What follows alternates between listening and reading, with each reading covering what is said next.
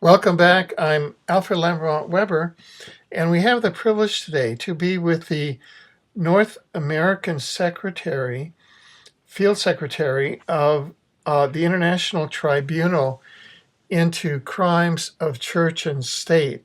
Welcome, Kevin. Hi, Alfred. I understand that there have been a number of developments since we last spoke with you. The first of which is here in the Vancouver, British Columbia area. And that is that I understand that in West Vancouver, uh, there's been the discovery of an organization called the 12 Mile Club, brought about by a whistleblowing employee of a yacht club there or some other similar entity. Could you tell us about that? Yes, this is some information posted at the November 8th, posted at itccs.org. What it involves, Alfred, is something we've known about for a number of years. This club, if you want to call it that, is basically a child trafficking and child killing group. It was once known as the Star Chamber. Now, this was first mentioned by a trial lawyer in Vancouver called Jack Cram. In April 1994, he made an accusation in the BC Supreme Court against three Supreme Court judges that they were involved in trafficking children. He named them. He provided evidence that they were working out of the Vancouver Club, which is the elite club in Vancouver, down on Hastings Street. And he was arrested by the sheriffs. The judge ordered his arrest. He was incarcerated in a psychiatric facility, and all of his evidence disappeared. They ransacked his office while they had him incarcerated. That evidence included photographs of these judges with young boys. Now, Jack Cram made reference to this group called the Star Chamber as kind of an elite judges group that passed young kids around. After 1994, as we became involved in exposing these crimes to the residential schools, we began to get more confirmation of this club working out of the Vancouver Club. And because of the attention brought to bear, we found out now that they shifted the location of the child trafficking on the west coast here in Vancouver to yachts operating out of both Falls Creek and also West Vancouver. These yachts apparently owned by Catholic businessmen. It was interesting, they're Catholics because we believe there's a tie in there to the Ninth Circle cult. But basically what they do, they're called the 12 Mile Club now because the 12 mile refers to the territorial limit outside Canada, off the shores of Canada. Off that is international waters. And essentially what happens is these children are taken out, they're raped and killed and dumped overboard outside the 12-mile limit. That's why, the colloquial term for that is 12 Mile Club. Now, it's interesting that this person, the latest witness, came forward right on the heels of that disclosure of the Denis Lebel, the Quebec cabinet minister in the Harper government, and his involvement with the Ninth Circle in Rome, which we talked about in the last interview, and that's posted at the November 4th posting at itccs.org. We believe that there's this person is connected in some way to that same story, and they were encouraged to come forward now because of this. We've known for a long time that Vancouver is a major center of child trafficking. UNESCO actually published a report in 1999 naming Vancouver as well as Bangkok as a center where there was this kind of major child trafficking going on. This is just the latest affirmation of that. Huh. Now, that's very interesting because as a resident of Vancouver, one never hears of that. One hears of Bangkok, but that report has not been made public in Vancouver, and certainly is not made public in a city that now, which on the 15th is holding its mayoral election with goals of being the world's most environmental city by the year 2020. Could you comment on that? Well, the news is out there all the time. It's just that people's short memory span. Like, for example, there was a reporter with the North Shore News, which is a North Vancouver newspaper. His name was Leo Knight. And I met with him in 1999 when I first began to do this research, and he said everyone knows about the Vancouver Club.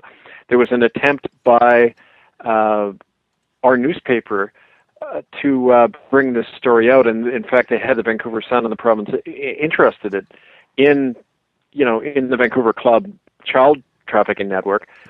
What happened was the editors of those newspapers were then hit by a writ by these judges, claiming basically that they were going to sue them out of existence if they tried reporting the story, and the story was never done. So there had been attempts by reporters and lawyers to surface this, but each time it gets buried. I remember an anecdote told me by Dr. Jennifer Wade, who was a witness at my defrocking by the United Church. She's the one who actually brought in a lot of the media coverage of how the church was railroading me out after, I began to expose the residential school crimes.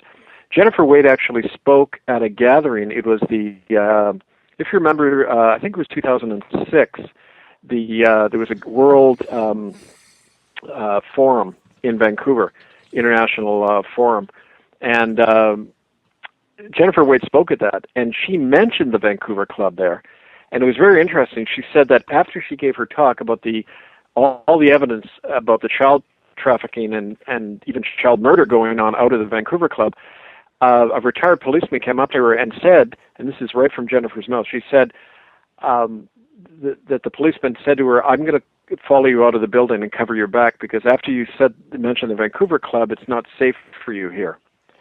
And, we get that stuff all the time. I mean, I've talked to Noah Little. He was a reporter with the Drum newspaper. That's a native newspaper. He actually followed limousines taking children from the Squamish Indian Reserve to the back of the Vancouver Club on Friday nights.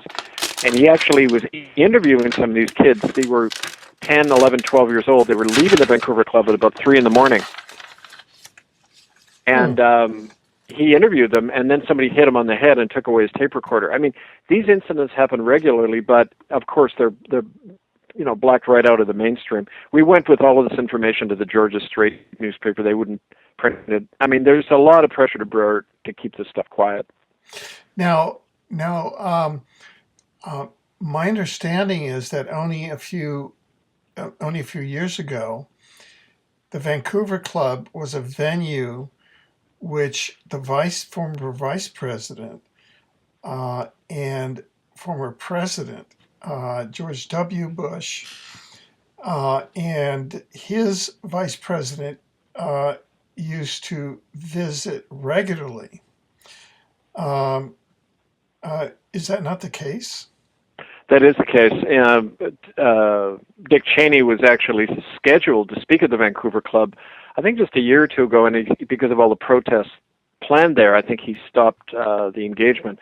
But what's interesting is none of the protesters raised the fact that the Vancouver Club is notorious as a haven for child rapists. And it's a private, members-only club. You have to be invited to join. There's been a whole history of trying to expose this stuff there. But like I say, the heat that we brought to bear over the last number of years about what went on there caused the shift to go on. Now, this trafficking is going on off these private yachts. And which, yes, obviously it's an easier way to dispose of kids and hide the whole thing if you're in a boat rather than in a building somewhere. Yes, and in fact, one of my colleagues, who I've known, who I had known for almost 30 years, a gentleman, a very distinguished and gentleman by the name of Splitting the Sky, Takajawiya, was heading up those protests at the Vancouver Club. And shortly after that, he was found dead under suspicious circumstances. Do you have any comment on that? Well, I knew Splitting the Sky. We actually spoke at a number of conferences together. And I know that he had said that to me on a few occasions, that, he was helping track how the stuff that went on in the residential schools was still going on. It was happening off the reservations, especially in North Vancouver. He came across the same stuff we had. And so I think it's, like in Canada, if you're an Aboriginal person, it's easy to kill you and get away with it. Well, now we have this whistleblower who has come forward, who has identified the 12 Mile Club operating on yachts that are out of False Creek. For those who are not familiar with the Vancouver area, False Creek is kind of an inlet off of Vancouver Harbor that goes right into the downtown of the core of Vancouver. And West Vancouver is on the other side of Vancouver Harbor, and it's mainly homes of the upper middle class and very well-to-do homes. Uh, why do these, and so what you're saying is that it appears as though the patterns are that these ninth circle sacrifices take place on these yachts and they dump the bodies overboard. Is that it? That's right. That's their modus operandi for sure. I wanted to point out to people too that at our website itccs.org, if you go into the right-hand column, you'll see one of the. If you go down, scroll down a bit, you'll notice there's a thing called Memorandum on the Organized Disappearance, Torture, Exploitation, and Murder of Women and Children on Canada's West Coast, a summary from eyewitnesses. That was posted in February 2011, and that has the description of statements from 6 eyewitnesses, including a woman who called me up when I still worked at Co-op Radio. Her name was Annie Parker, and she met me in the downtown core of Vancouver. She talked to me for several hours about how she had been kidnapped by the police into this thing called the hooker game, where they basically grab prostitutes off the street, they drug them with scopolamine or some other barbiturate, and then they film them in sex films. But what happens is when these women talk and they start spilling the beans, if you like, they're used in snuff films. And she named the locations these snuff films where they film people being tortured and killed. She showed me some of the buildings where it happens, right in the downtown east side. And she named names. She named the policemen involved. All of this is stuff. The names are right there on that site. So I really urge people to read that. It gives them a lot more of the detail of what we're talking about. Now, could you name that that organization that issued the report that Bangkok and Vancouver were the 2 leading cities on the planet involving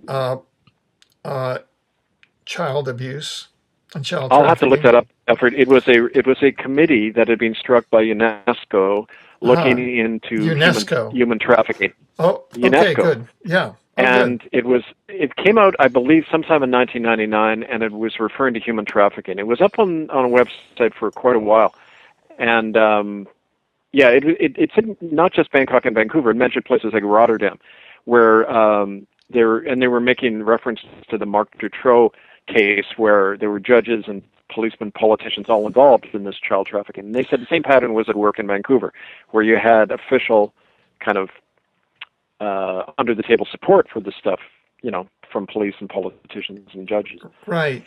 Well, let me just, for the benefit of the audience, just read out some of the specific names that have been revealed by witnesses attending the meetings of the 12 Mile Club. It says these are meetings during 2007 and 2008 where former Archbishop Raymond Roussin and Senior Parish Priest Glenn Dion planned with church lawyers a cover-up of their own involvement in the 12 Mile Club. Who are Archbishop Raymond Roussin and Senior Parish Priest Glenn Dion? Well, Glenn Dion is the head parish priest at Holy Rosary Cathedral, which is interesting because that's the Catholic Church downtown Vancouver that our group staged numerous protests and actually a very famous occupation that occurred just a couple of months before the apology was issued in 2008. It's one of the things that we believe really got the Catholic Church upset and prompted the government to issue the apology about residential schools. Archbishop Raymond Roussin, that used to be the place he operated out of, he retired very quickly after those church protests. He apparently had a nervous breakdown. And the parish priest, Glenn Dion, was named actually in reference. There was a cook who used to work in the church named Denis Chartier, and he came forward and accused Glenn Dion of having stolen over $250,000 out of the parish fund over 10 years, and the whole thing was covered up by the Archbishop and everything. But in so doing, Denis also told us about the. Sorry. That's all right. I've got. Yeah, go ahead. Denis also told us that Glenn Dion had been named by numerous parishioners as having been a threat to the children in the parish. But of course, he has a lot of backing. That no charges were ever brought against him or anything. Other people named in the 12 Mile Club by this employee who was present at a meeting in the Archdiocese where they were trying to cover this stuff up. The diocese employee mentioned Chief Justice of the BC Provincial Court, Hugh Stansfield, which is interesting because John Carton, a lawyer who runs a website called Water Wars Crimes, also named Hugh Stansfield as a child rapist. And as a matter of fact, when the evidence was surfacing that people were going to use in a court case against Stansfield, he died suddenly. Sudden case of cancer. Judges William Esson and Terence Warren of the BC Supreme Court also named.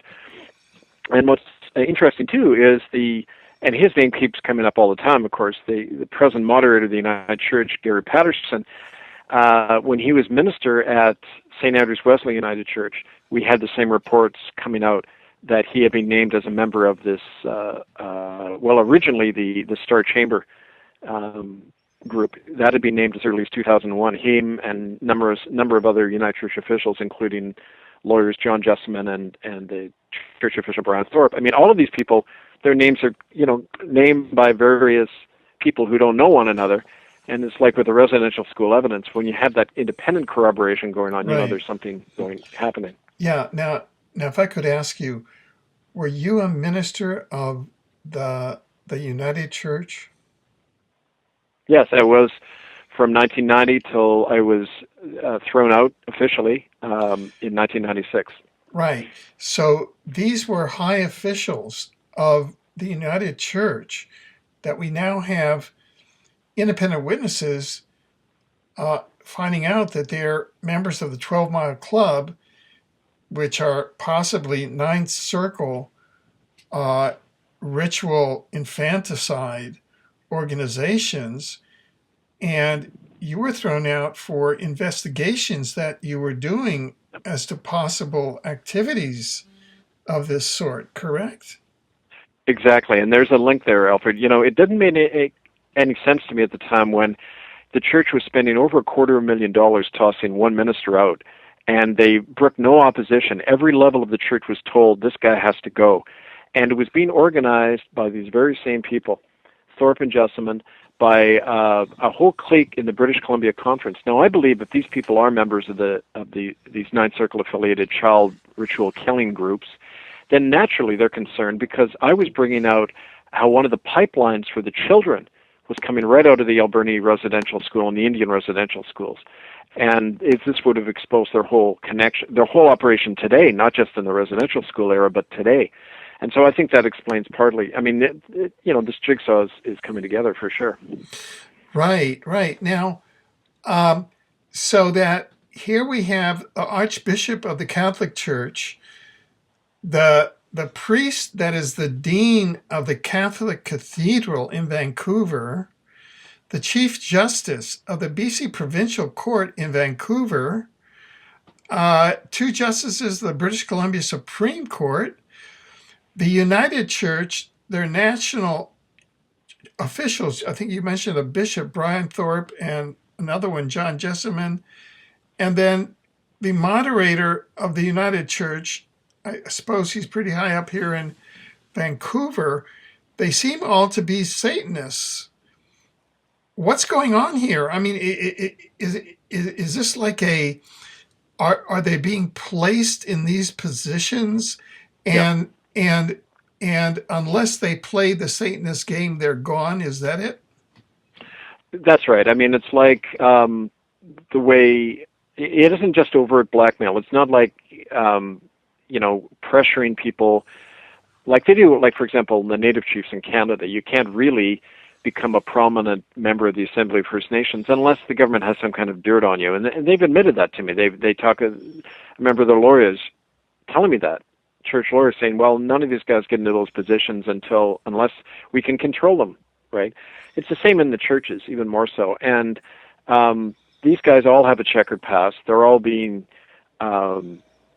part of that same network that I discovered one aspect of it in the Indian residential schools, but it's a whole network that involves these people, and definitely there's children dying on a regular basis because of it. So that this is really an example of that statement that high office on this planet is actually inside out. It's a reflection of one's station in hell. I mean, I'm just kind of, if you're the Queen of England, it's because you have high station in hell. You're a high Satanist. Is that what your evidence is proving? Well, definitely that this has a whole satanic aspect to it. And, when I first began to take down the statements of people who had survived, the Alberni Indian School, where I began to do my research, because I had lived there, the survivors time and again kept making reference to very ritualistic, crimes that went on in the school. For example, the marks, they were the children who were part of the sex rings within the Alberni United Church School. They were all marked. They described their genitals sometimes being marked, including the girls. In other words, they were being tattooed. When children were died, they were laid out in a ritualistic configuration, the way they were buried. I mean, you keep making reference to these things. And so you realize, no, this isn't just random abuses. This is a whole system at work, and it has a definite cult aspect to it. I mean, the whole nature of it is definitely can be called satanic. Well, now, today, the ITCCS, the International Tribunal into Crimes of Church and State, released and made public all of the records, which are now online, of its first trial in Canada, setting out the genocide in Canada. And I assume that people can see those links at your website, itccs.org. Is that correct? That's right. After the interview today, we're going to be posting this interview and all the links right at itccs.org. It's the video links are come to almost 4 hours of evidence comprising about 150 exhibits.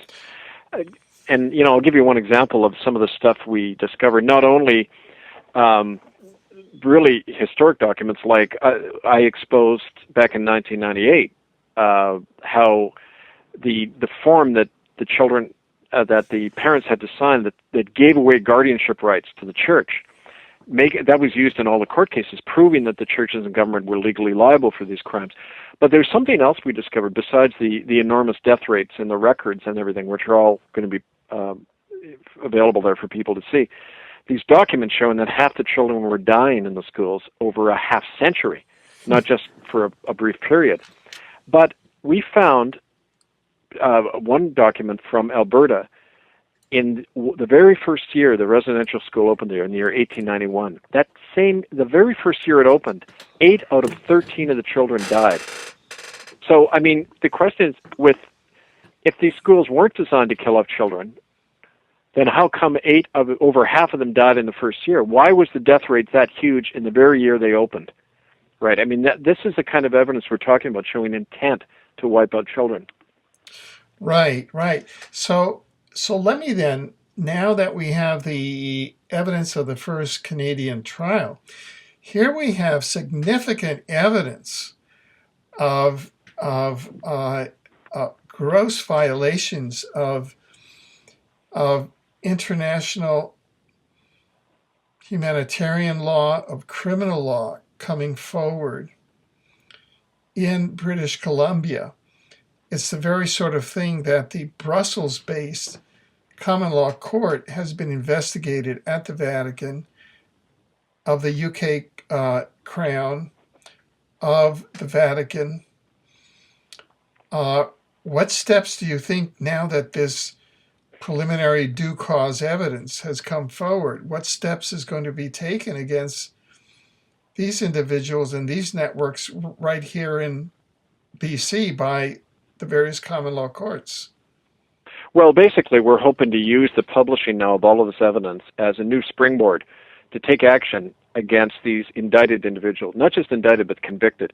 Don't forget that Gary Patterson and some of these other people named were found guilty in this common law court case. You'll see at the end of this video, the third video, a summary of the verdict and the sentence of the court that found not only Ratzinger and the Queen of England guilty and committed to 25 years in prison without possibility of parole. That was the sentence.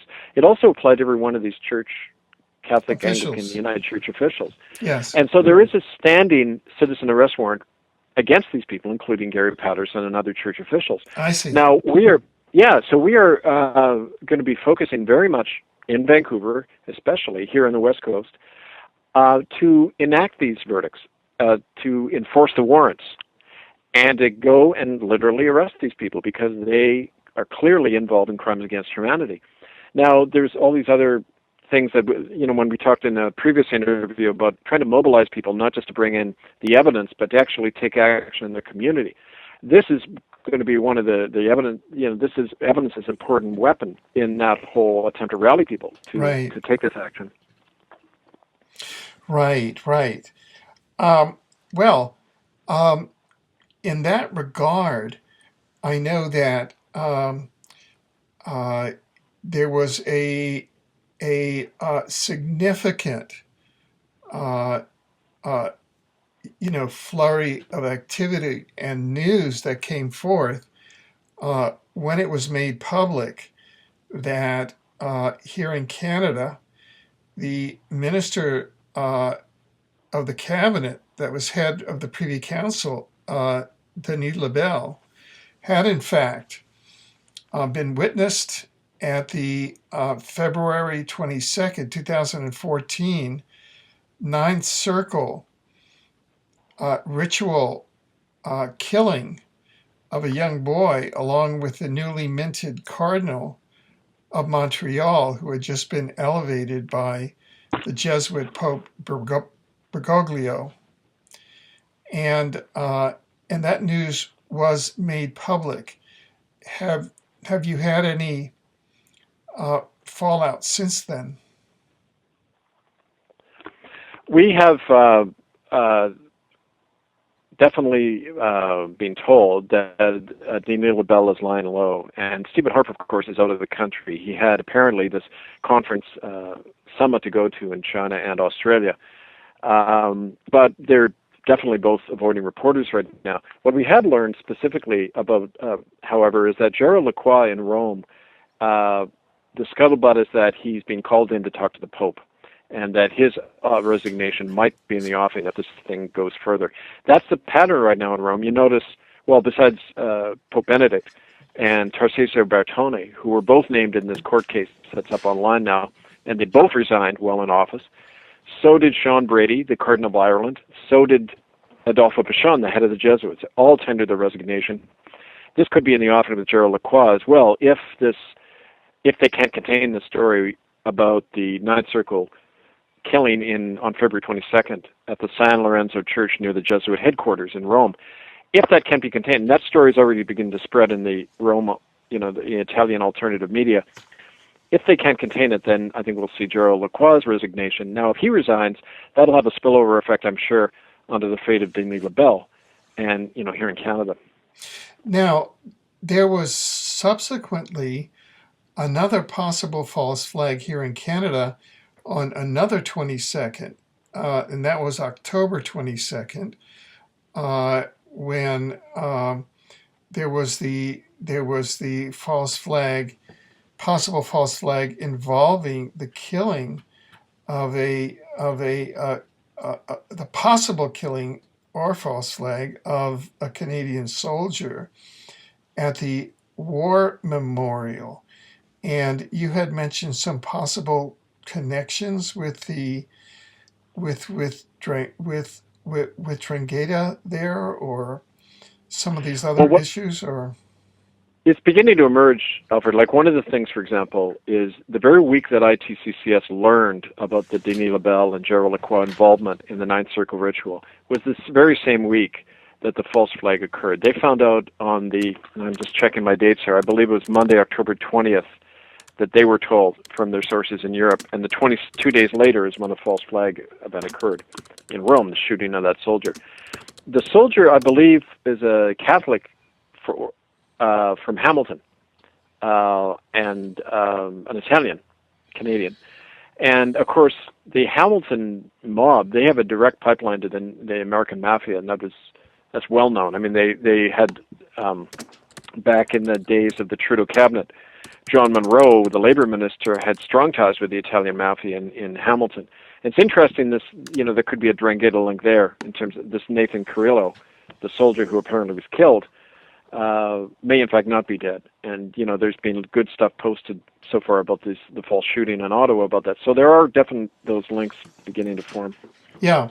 Well, I know that our television station has been approached by sources in Costa Rica, where the father of the dead soldier Nathan Cirillo apparently resides, and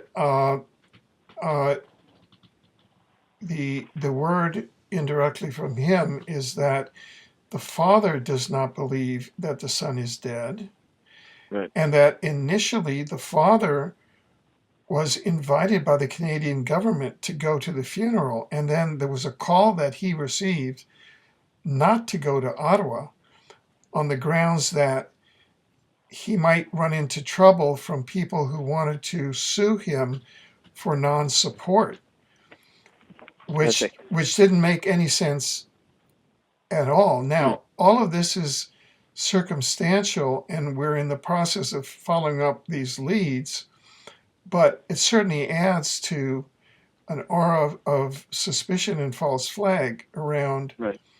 the October 22nd events. Well, yeah, and don't forget, the ties between the mafia and the Catholic Church are very strong. I mean, that was told me when I was in Rome the first time by Italian politicians that, the government, the mob, the Vatican, they're all the same people, really. That's very much the case in Canada, where the ties between Drangheta, the mafia, and the political parties and the Catholic Church are very strong. And so, it's definitely Drangheta that are involved in providing children for these rituals, the Ninth Circle rituals, in doing the human trafficking, in setting up possibly blackmailing Denis Labelle, and, killing Cal Gadban, the Ottawa policeman, who was helping take down these Ninth Circle rituals in Montreal. And again, that happened just a few weeks before the false flag shooting, when they killed Cal Gadban in the Ottawa police station. So it's all connected, I believe. Yeah. Yeah. We encounter quite a bit of correspondence from around the world regarding the ITCCS, and one item that we received was a gentleman in Holland, I believe, and he had just gone online to a place called Rational Wiki, which appears to be a front organization that's supposed to be like Wikipedia. I've gone to it before, and it seems like it's a disinformation site to try and deconstruct or shoot down any of the truth movement. And under ITCCS, they have the typical sort of CIA and CSIS, that's the Canadian CIA, memes that, quote, the ITCCS is a one-man blog of Kevin Annett. And so I was very interested to see that now the ITCCS has opened up tribunals in Holland and in New Zealand. So could you talk about those? Yeah, I want to thank them actually for a one-man movement. I'm sure it achieved a hell of a lot. So I must be Superman. I must be Superman or something. Anyway, these are the latest groups to affiliate with ITCCS. There was a notice about that just went out. There's a thing called the New Zealand Common Law Society, And it's organizing not just seminars, but they're working with the Maori people in New Zealand to try to recover land using common law courts. Very similar to in Canada, where we're standing outside Crown jurisdiction and helping, people reclaim the land. They're starting the same process there, and it involves people in the Maori community, so that's a really encouraging development. There is, of course, also a very extensive ITCCS network in Australia based out of Melbourne and Perth, and they're going to be putting their stuff up online soon. The other new affiliate is the Dutch People's Tribunal, and we've sent both of the website links to you, so we can put those up if people want to look at it. Sure. Two of the people involved in the Dutch People's Tribunal are Toos Nienhaus and her husband Casper. And Toos, of course, is a very famous witness who came forward initially, the first one to name the Ninth Circle, to talk about her witnessing of the killing of children by Prince Bernhard and others in the circle. And she and Casper and others are very involved in organizing it. They've already issued summonses to Mark Rutte, who is the Dutch Prime Minister, who they're accusing directly of not just involvement in the Ninth Circle and child killing, but corruption in buying off judges and silencing dissidents, and actually playing a role in the attempted incarceration of Laurent Louis, the Belgian member of Parliament, who named him as well in Parliament, and faces imprisonment now for doing it. So this two really encouraging developments, and this, of course, is just the tip of the iceberg, because most of what ITCCS does for security and to protect witnesses and members is to operate off the radar screen. But people are now, it's a level of confidence being shown that more groups are coming up publicly now. Right. Now, you were going to do a rather significant tour in Europe that included Germany, included many different actions in different parts in Brussels and in other areas, and that had to be called off because of certain security warnings that you had gotten about actions that perhaps either the alphabet agencies or the Vatican or Jesuit security agencies were taken. Has that situation changed at all, or what are your plans? Well, it hasn't changed in the sense that there is, definite confirmation coming out of Europe that there is a Drangheta hit squad. They're looking for top ITCS leaders, and me as well. And, one of my advantages is I'm quite mobile, and I often will do unpredictable things and change my schedule a lot, and that's certainly helped. There was a case in July of one of the researchers working with the Common Law Court out of Brussels who simply vanished, and nobody still knows where he is. And so these are very real threats. And for example, my first response is to say, well, to hell with it, let's just keep going here. And the people out of Brussels told me, no, you cannot come right now to Europe. That's simple. Perhaps in the spring, when they're going to have more, they're actually assembling a media team. The same group that stopped the Ninth Circle ritual in Montreal on August 15th, they're going to be providing security. So in the spring, it'll be much more possible for me to be moving there. Also, the whole political climate is shifting, and the Prime Minister Holland now is on the defense of being accused of being part of a child ring. So we, more confident that the spring is going to allow all that to happen. Right. Now one kind of final question, and it goes to one of the defendants who was on trial in the most recent verdict out of the Common Law Court in Brussels, and that was one Jorge Bergoglio, aka Pope Francis. Now, what resulted out of the trial with Pope Benedict and the UK Queen was that Pope Benedict stepped down, and they brought in Pope Francis, and now there's a verdict that has come out based on eyewitness evidence, documentary evidence against the Jesuit Pope Bergoglio. However, Pope Bergoglio seems to have even become more daring now. He's engaging in international diplomacy and has become the bank or part of the bank for the BRICS central bank. Yeah. So that he is now the Vatican has been since the secret treaty of Verona, kind of the world banker of bankers. He's the ruler of rulers and the banker of bankers, which is following the tradition of the Roman emperor for more than 2,000 years. So, what is it now with Pope Bergoglio, and what strategies do the ITCCS have for enforcing their verdict? Well, the Jesuits have, for 400 years or more, have played the game of, they always played both sides in any revolution and any political change. They're funding both sides all the time. That's clearly the case here. They're trying to create the impression they're still loyal to the Western power bloc, but also through the Deutsche Bank in Germany, putting a lot of money into this new BRIC bank that was announced a few weeks ago as kind of a rival to the World Bank. Bergoglio is an old bagman. I mean, he's well known. An example of that we just learned this week. Queen Maxima of Holland, who's married to this Willem-Alexander, she's actually Argentine, and her name was Maxime Zorreguieta. And Jorge Zorreguieta, her father, was in the Videla dictatorship. He was the agriculture minister under General Videla during the Dirty Wars.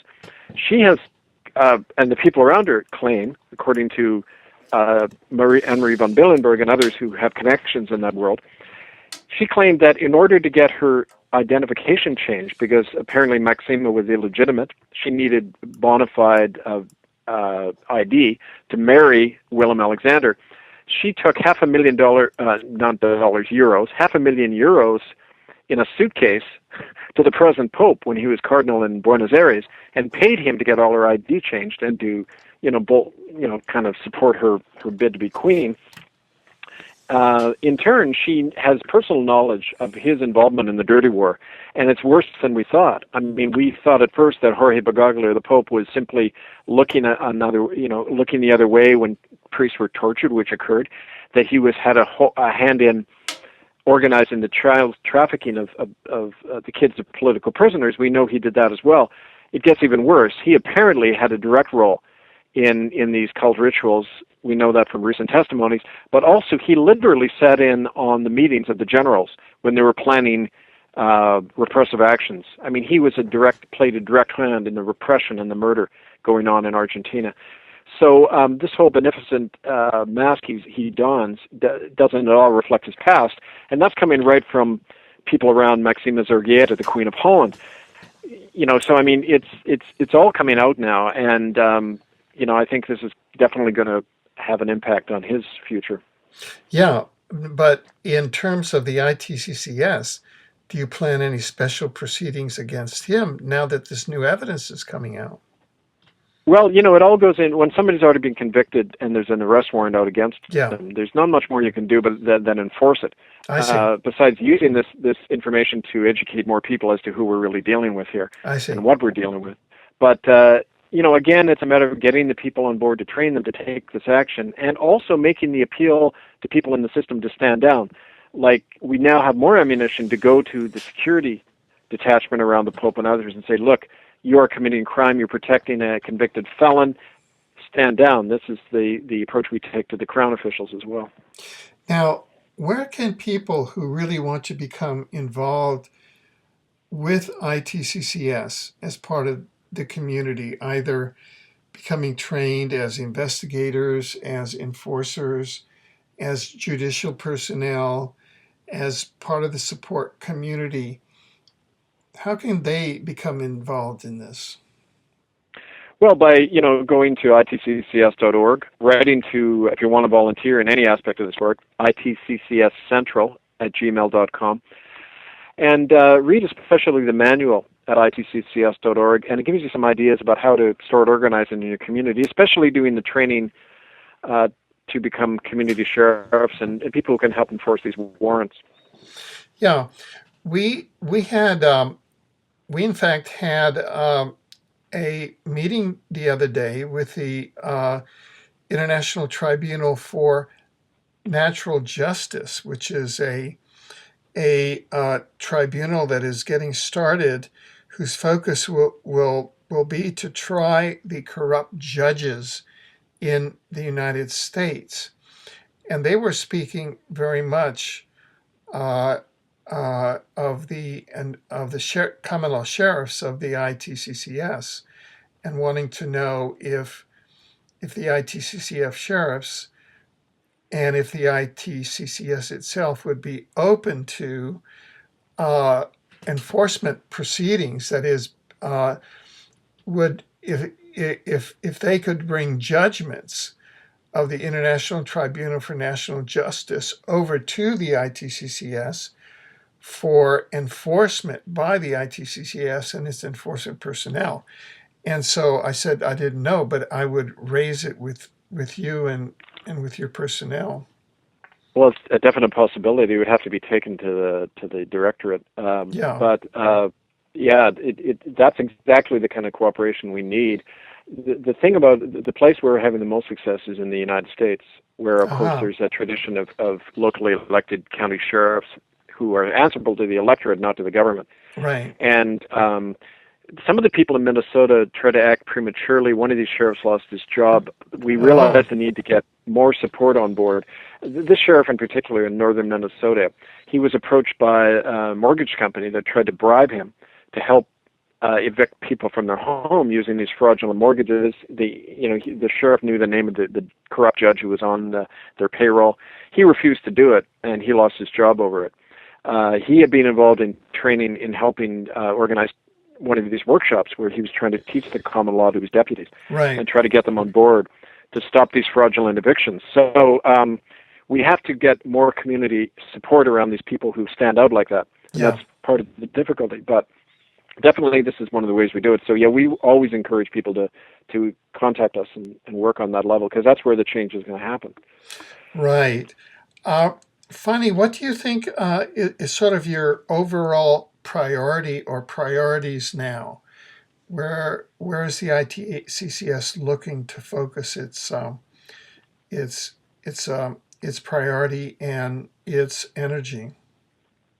I would say, Alfred, on both the macro and the micro level. The micro level, doing that hard work on the ground of training people, equipping them to take action in their community. You got to work with people right in the community to do that. That's something we're really emphasizing right now. At the big level, we have to continue to expose what we're really facing and the nature of this cabal, the nature, kind of in all of its aspects. And we're finding more and more success on that level as well. So, the example that more people in the system are coming forward, that's a clear sign, the litmus test, that their system is coming apart, because in a crisis, that's what any institution does. They start breaking ranks. They start informing on each other because they're worried about their own skin. We're seeing that happen more and more. So that's, another really good sign. Right. Well, we've come to the end of this segment, and are there any final words that you'd like to leave with our listeners? Well, just that, because of the focus we've had on Vancouver and this 12 Mile Club, we're going to have a new push in Vancouver to convene meetings, to reestablish our network. Because don't forget, Alfred, we had one of our most effective networks in Vancouver, and it got taken down and destroyed from within. The Native people were chased off or killed. The witnesses scared off. That was 2 years ago now, and we've got to rebuild, because Vancouver is a real center of this whole satanic child trafficking, murderous system, and we're going to rebuild in Vancouver. So that's for anybody in in BC or in that area in Vancouver. Then I would really encourage them now to contact us, itccscentral@gmail.com. We've got organizing committee with the Republic of Canada based there. We've got lots of stuff happening. So I really urge Vancouverites to come forward right now. Well, thank you, and thank you for taking the time today to be with us, and we look forward to your continuing to be able to come with us and give us updates in the future as these events develop. Thank you, Alfred. Expect another report very soon. Excellent. Very good. Thank you very much. Thank you. Bye-bye. Okay. Good. Well, thank you very much.